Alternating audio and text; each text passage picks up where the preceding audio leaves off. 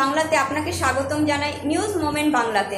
আসানসোলের কুলটি বিধানসভা কেন্দ্রে অবস্থিত বরাকর শ্রী মারোয়ারি বিদ্যালয় একাদশ ও দ্বাদশ শ্রেণীতে ভর্তি নিয়ে বিতর্ক। পুরুলিয়া শহরের বস্তিতে সিপিআইএম এর গণ তহবিল শুভদর্শিনী হাসপাতাল রোগীর অবস্থাকে দোষারোপ করলেন পরিবারের সদস্যরা। তাতে এক যুবকের মৃত্যু, 4 জন আহত। কুমারপুরে পুকুর বাঁচানোর লড়াইয়ের মোড়, নোটিশ সাটালো ADDA.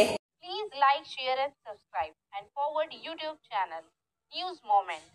For more details and for advertisement, contact editor 9563 830285. BBA Honours, BCA Honours, BSc Biotech Honours, DHM Research Institution Kazi Nazrul বিশ্ববিদ্যালয় ওয়েস্ট বেঙ্গল এবং AICTE অনুমোদিত কলেজের অধিভুক্ত। ভর্তি খোলা। Website www.resist.ac.in। ভর্তির জন্য যোগাযোগ করুন 8509276747 অথবা 9339316820 অথবা 8389868992। নতুন ক্যাম্পাসের নতুন সূচনা। 2025 থেকে 26 অধিবেশনের জন্য ক্লাস আমাদের ব্র্যান্ড নিউ ক্যাম্পাসে শুরু করুন। একটি উত্তেজনাপূর্ণ যাত্রার জন্য প্রস্তুত হন। Knowledge campus, Jiradanga post, Searsole, Raniganj 713358।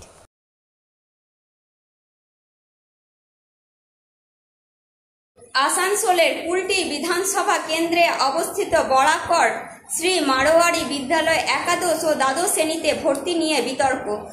লালি গুপ্তের রিপোর্ট অনুসারে বরাকর থেকে শিক্ষা বিভাগের নির্দেশ ছাড়াই একাদশ ও দ্বাদশ শ্রেণীতে ভর্তি না নেওয়ার সিদ্ধান্ত নিয়েছে স্কুল ব্যবস্থাপনা চেয়ারম্যান পাপ্পু সিং। শিক্ষা বিভাগের অনুমতি ছাড়াই এই সিদ্ধান্ত নেওয়া হয়েছে বলে স্বীকার করেছেন তিনি বলেন, এলাকার 3 থেকে 4টি স্কুল থেকে মাধ্যমিক পাশ করা শিক্ষার্থীরা মারোয়ারি বিদ্যালয়ে ভর্তির জন্য আসে। ভর্তি বন্ধ থাকার কারণে শত শত শিক্ষার্থীর ভবিষ্যৎ অনিশ্চিত হয়ে পড়তে পারে। এই নোটিশের পাশাপাশি শিক্ষা বিভাগ আরও তথ্য পেয়েছে যে স্কুল ব্যবস্থাপনা মাধ্যমিক পাশ করা শিক্ষার্থীদের উন্মুক্ত বিশ্ববিদ্যালয়ে ভর্তির পরামর্শ দিয়েছে, যেখানে তাদের নিয়মিত ক্লাসে যোগদানের প্রয়োজন হবে না। শিক্ষক ইনচার্জ দীপিকা রায় কি বলেন? ये लड़की लड़का दोनों पढ़ता है, तो यहाँ पे असल में दिक्कत ये हो रहा है कि लड़का लोगों का तो बहुत सारा स्कूल है, जैसे आदर्श विद्यालय, फिर आपका केंदुआ। अगर यहाँ पे मान लीजिए नहीं, लेकिन लड़की लोग कहाँ जाएगी? जरवा देवी अगर आपका 11-12 शुरू करता है तो बहुत मैंने लड़कियों के लिए, खाली मेरे स्कूल में तो हम एडमिशन लेंगे, लेकिन लड़कियों के लिए सब मैंने यहाँ लड़कियों के लिए स्कूल नहीं है, वो लड़कियों के लिए बहुत फ़ायदामंद होगा। ठीक है, तो जरवा देवी अगर शुरू करता है 11-12 तो बहुत फ़ायदा होगा लड़कियों के लिए, हमारे लोकेलिटी की लड़कियों के लिए। ठीक। कौन क्लास का आपका ये है? मेरा 11 क्लास का बच्चा है। 11 क्लास में एडमिशन होने वाला है, मैट्रिक पास हुआ। कहाँ से पास किया? नहीं, मरवाड़ी इसी स्कूल का छात्र है ना? ठीक। तो उसको तो बताना चाहिए ना कि भाई स्टूडेंट का जो हम एडमिशन नहीं लेंगे 11 में, तुम कहीं जाके एडमिशन कराओ, और किस कारण से नहीं ले रहा वो तो बताए तो पहले। कुछ पता नहीं। ये लोग नोटिस लगाया है कि हमारे यहाँ टीचर का कमी है, आप लोग को मालूम है? नहीं, हमको तो नहीं मालूम। नहीं, बोला गया कि सबको व्हाट्सएप पे मैसेज दिया गया है। कमी है तो वो तो हेड ऑफिस में ना करेंगे अप्लाई कि हाँ भाई यहाँ स्टूडेंट का पढ़ाई नहीं हम करा सकते, तो वो ऊपर से भेजेंगे ना टीचर को, कोई भी पढ़ाने के लिए कि हाँ भाई 11 क्लास का टीचर नहीं है, तो हम ऊपर से भेजेंगे कि हम लोग देंगे कुछ? नहीं, आप लोग को सूचना दिया गया है? बोल नहीं, हम लोग को कुछ नहीं सूचना, नहीं गार्जियन का मीटिंग करवाता। कोई भी प्रॉब्लम होगा तो गार्जियन की मीटिंग भी करवाना चाहिए ना, कोई नहीं करवाता है, नहीं जानते हैं। अभी आप लोग क्या करेंगे या क्या चाहते हैं? अब देखिए एडमिशन नहीं होता, उसका लिए हम आए बात करने के लिए, क्यों नहीं ले रहा है? अगर टीचर नहीं है तो वो तो आपका काम है ना, कहाँ से लाइएगा आप समझिएगा ना। क्या नाम है आपका? मेरा जानकी देवी।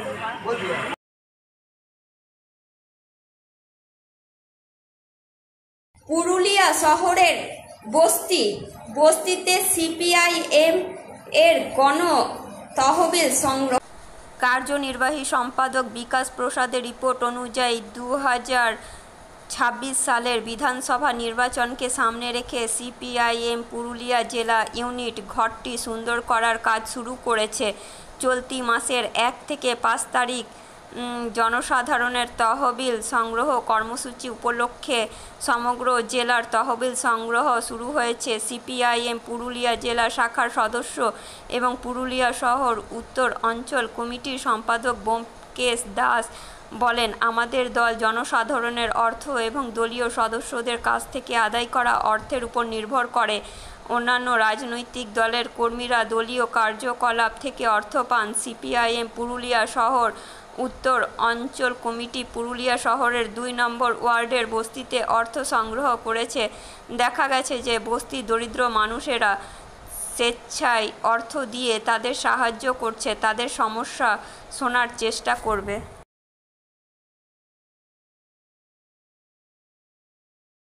জয় বিভিন্ন ইস্যুতে সরব বাউরি সমাজের এনটি কমিটি ডিএমকে স্মারকলিপি দেওয়ার জেলাভিত্তিক কর্মসূচি। আসানসোলে বাউরি সম্প্রদায়ের বিভিন্ন সংগঠনের যৌথ কমিটির পক্ষ থেকে একটি সংবাদ সম্মেলন অনুষ্ঠিত হয়। সেই সংবাদ সম্মেলনে যৌথ কমিটির সাধারণ সম্পাদক রাজবংশী বাউরি বলেন, পশ্চিমবঙ্গ সরকার বাউরি সম্প্রদায়ের উন্নয়নের জন্য বাউরি সাংস্কৃতিক বোর্ড গঠন করেছে।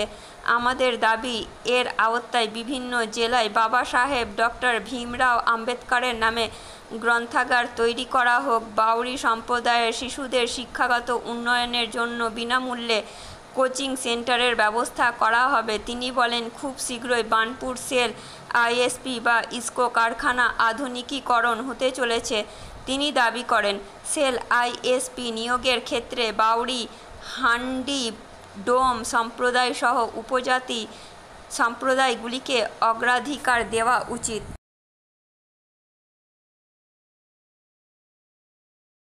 পার্থক্য তৈরি করে এমন সবুজ পদক্ষেপ পরিবেশ দিবসের ড্রাইভ আসানসোল বিভাগ জুড়ে গতি অর্জন করে। আসানসোল এই বছরের বিশ্ব পরিবেশ দিবসের প্রতিপাদ্য বিশ্বব্যাপী প্লাস্টিক দূষণের অবসান এর চেতনায় ভারতীয় রেলওয়ে তার বিশাল নেটওয়ার্ক জুড়ে 22 মে থেকে 5 জুন 2025 পর্যন্ত একপাক্ষিক সচেতনতা অভিযান পালন করছে।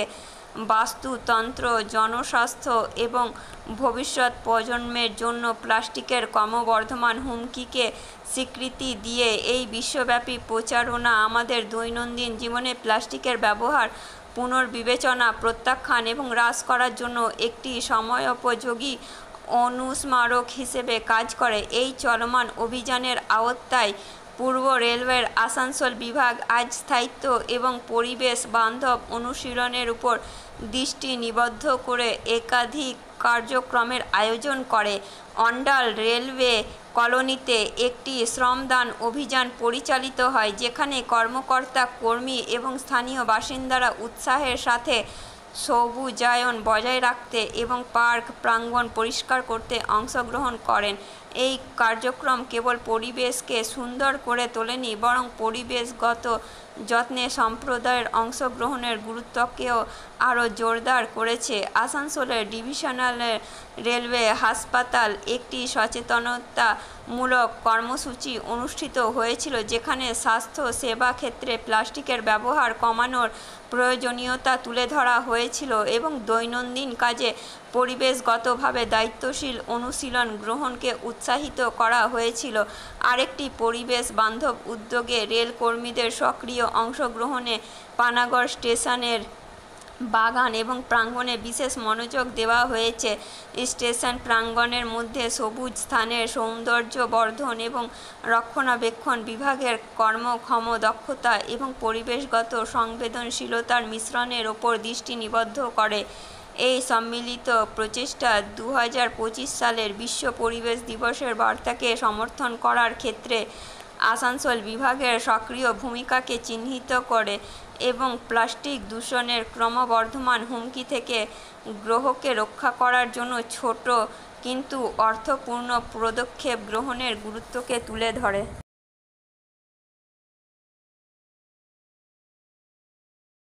আসানসোলে বকরিদ সংক্রান্ত শান্তি কমিটির বৈঠকে নির্দেশিকা জারি করল পুলিশ।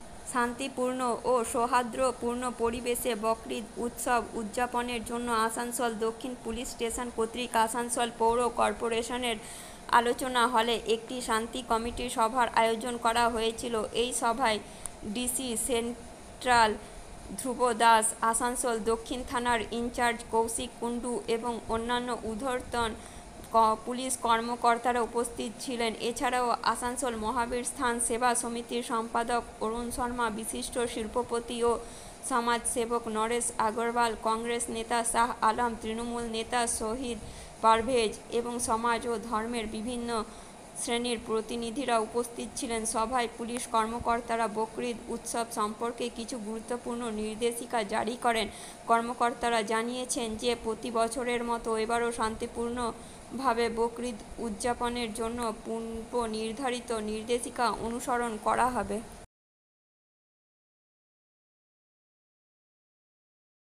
আসানসোল বিভাগে সাফেট ওয়াই রিলেটেড কাজ সফলভাবে সম্পন্ন হয়েছে।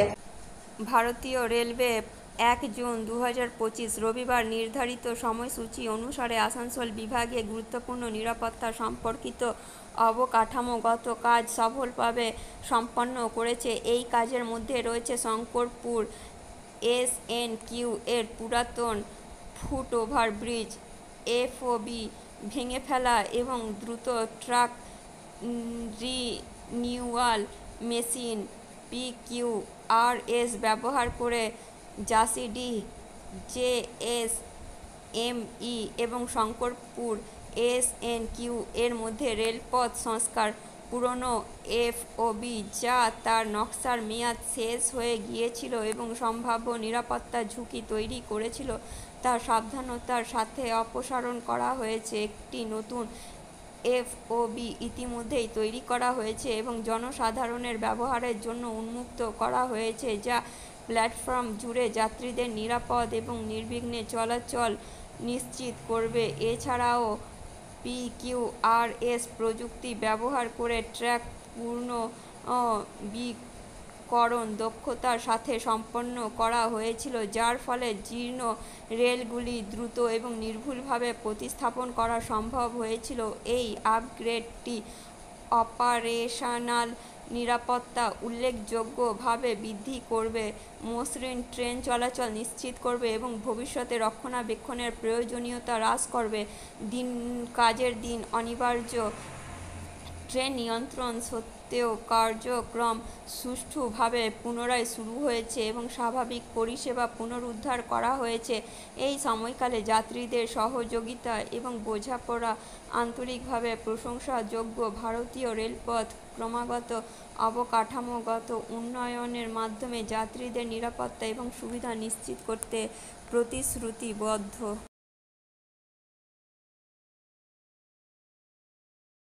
শুভদর্শিনী হাসপাতাল রোগীর অবস্থাকে দোষারোপ করলেন পরিবারের সদস্য।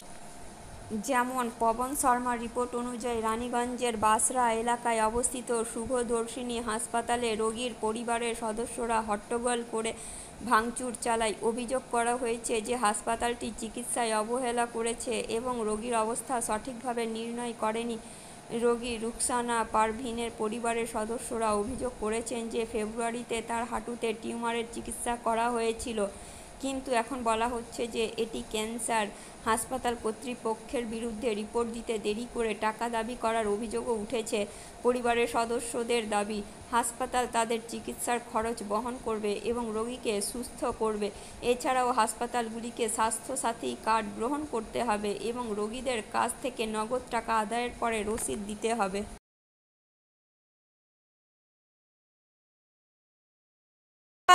এক যুবকের মৃত্যু, 4 জন আহত। পাপ্পান পালের রিপোর্ট অনুযায়ী চিত্তরঞ্জনের কর্নেল সিং পার্কের সবুজ মাঠে বিকেলের আনন্দ উপভোগ করতে একদল যুবক বেরিয়েছিল। মাঠটি ক্রিকেট ব্যাট এবং বলের মূর্তি দিয়ে সজ্জিত ছিল, কিন্তু প্রকৃতির নিষ্ঠুরতার কারণে সুখের সেই মুহূর্তটি দুঃখে পরিণত হয়েছিল। হঠাৎ বজ্রপাতের ফলে 24 বছর বয়সী এক যুবকের জীবন চিরতরে থমকে যায়। তার বাবা অমল কুমার ছিলেন রেলওয়ে ইঞ্জিন কারখানার একজন সম্মানিত কল্যাণ পরিদর্শক। সন্ধ্যা 6টার দিকে তাদের উপর এক ভয়াবহ বজ্রপাত হয়। ঋষভ, বিবেক কুমার, অভিনব কুমার, গৌতম কুমার এবং কে প্রণীত অভিনব গুরুতর আহত হন। তাদের চিত্তরঞ্জন কেজি হাসপাতালে নিয়ে যাওয়া হয়। আরও 4 জনের অবস্থা আশঙ্কাজনক হলেও চিকিৎসার পর তাদের আইসিইউ থেকে জেনারেল ওয়ার্ডে স্থানান্তর করা হয়েছে। হাসপাতাল সূত্রে জানা গেছে তারা এখন বিপদমুক্ত।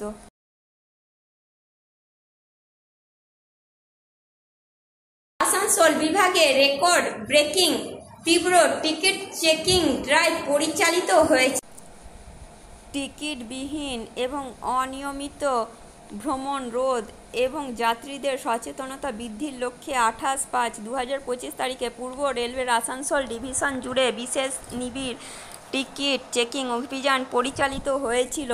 অভিযান চলাকালীন মোট 137 জন টিকিট পরীক্ষক কর্মী মোতায়েন করা হয়েছিল, যার মধ্যে 82 জন ট্রাভেলিং টিকিট পরীক্ষক টিটি এবং 55 জন টিকিট পরীক্ষক টিটি ছিলেন। ঊর্ধ্বতন কর্মকর্তাদের নিবিড় তত্ত্বাবধানে পরিচালিত এই অভিযানটি সমগ্র বিভাগের একাধিক ট্রেন এবং স্টেশনে পরিচালিত হয়েছিল। এই অভিযান রেকর্ড ভঙ্গকারী ফলাফল এনেছে।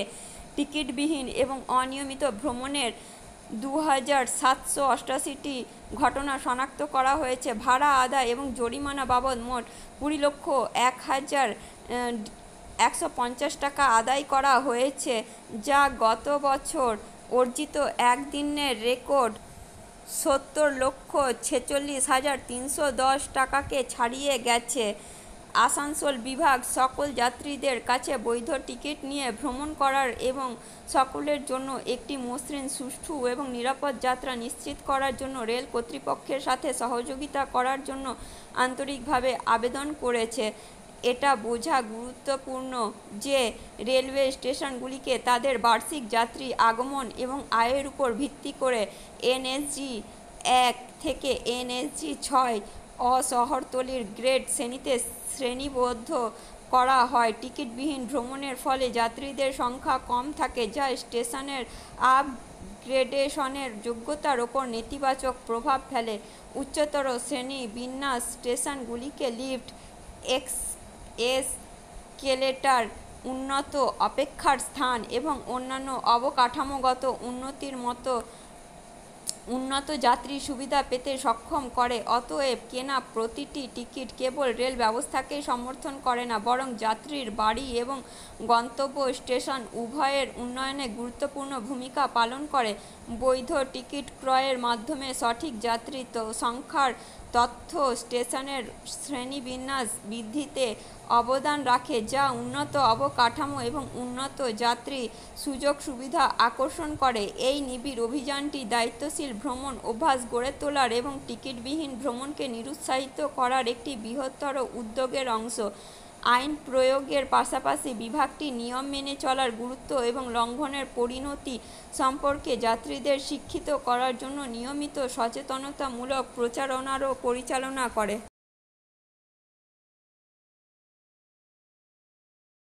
কুমারপুরে পুকুর বাঁচানোর লড়াইয়ের মোড়, নোটিশ সাটালো এডিডিএ।